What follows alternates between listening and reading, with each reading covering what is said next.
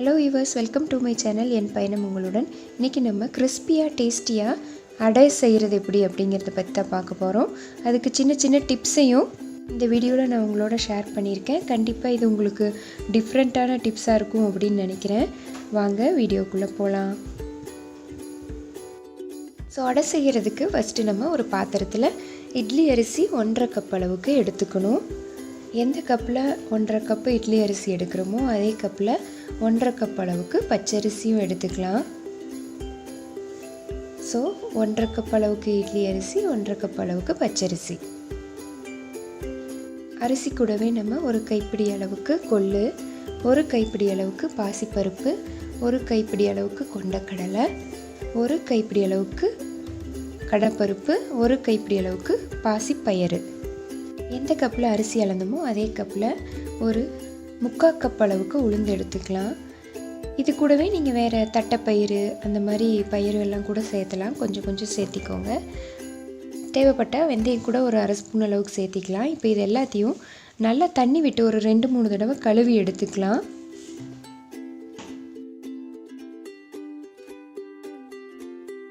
So நம்ம கழுவி எடுத்துருக்க அரிசி, பயிறு, பருப்பு எல்லாமே ஒரு 5-6 மணி நேரம் ஊறட்டும்.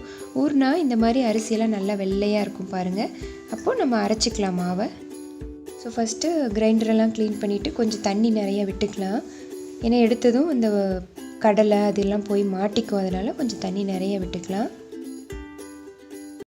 தண்ணி நிறையா விட்டுட்டு நம்ம கழுவி எடுத்து ஊற வச்சு வச்சுருக்க அந்த அரிசி, பருப்பு, கடலை அதெல்லாம் அந்த மிக்ஸை கொஞ்சம் கொஞ்சமாக இதில் ஆட் பண்ணுவோம். இடையில ஸ்ட்ரக் ஆச்சுன்னா கிரைண்டரை ஆஃப் பண்ணிவிட்டு அந்த ஸ்ட்ரக்கை கிளியர் பண்ணிவிட்டு அரிசியை போடுங்க.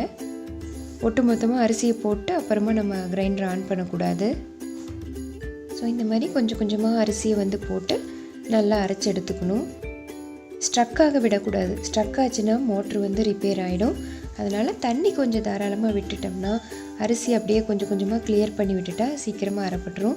நிறைய அரிசி இருக்குது அப்படின்னு ஃபீல் பண்ணிங்கன்னா நீங்கள் 2 லோடாக கூட போட்டு எடுத்துக்கலாம். ஸோ கொஞ்சமாக அந்த அரிசியெல்லாம் தள்ளி தள்ளி விட்டு அங்கே ஒரு மாதிரி லோடாகி ஸ்ட்ரக் ஆகாத மாதிரி அரைச்சி எடுத்துக்கணும். தண்ணியும் நிறையா விட்டுறக்கூடாது. தண்ணி நிறையா விட்டாலும் நல்லா இருக்காது. கொஞ்சம் கொஞ்சமாக தெளித்து அந்த அரிசியை தள்ளி விட்டு குரணையாக ரவை பதத்தில் அரைச்சி எடுத்துக்கணும். அரைகிறதுக்குள்ளே நம்ம ஸ்பைசஸ் எல்லாம் ரெடி பண்ணி அரைச்சிக்கலாம். கொஞ்சமாக உப்பு சேர்த்திக்கலாம் இந்த அரிசி மாவோட.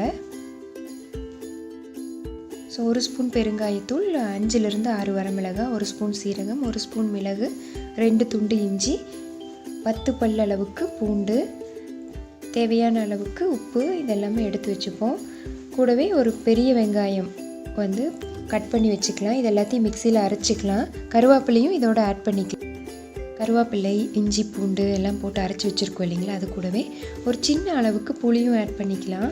ஏன்னா இந்த பயிரில் இருக்க இனிப்பு, காரம், புளிப்பு எல்லாமே கலந்து வரும்போது ரொம்ப டேஸ்ட்டாக இருக்கும்.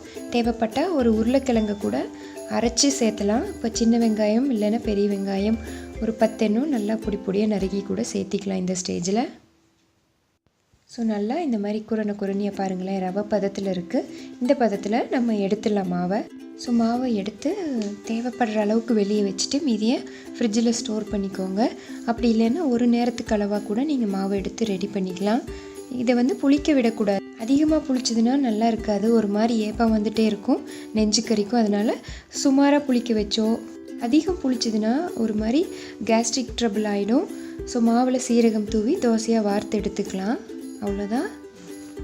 இதுக்கு வெங்காய சட்னியை விட தேங்காய் சட்னி தான் நல்லாயிருக்கும். ரொம்ப ஹெல்த்தியான இந்த அடை ரெசிபி சின்ன சின்ன டிப்ஸோடு உங்களுக்கு நான் சொல்லியிருக்கேன். கண்டிப்பாக இந்த டிப்ஸை ஃபாலோ பண்ணி எப்படி இருந்துச்சு அப்படிங்கிற உங்களோட வேல்யூபிள் கமெண்ட்ஸை ஷேர் பண்ணுங்கள். தேங்க்யூ ஸோ மச் ஃபார் வாட்சிங்.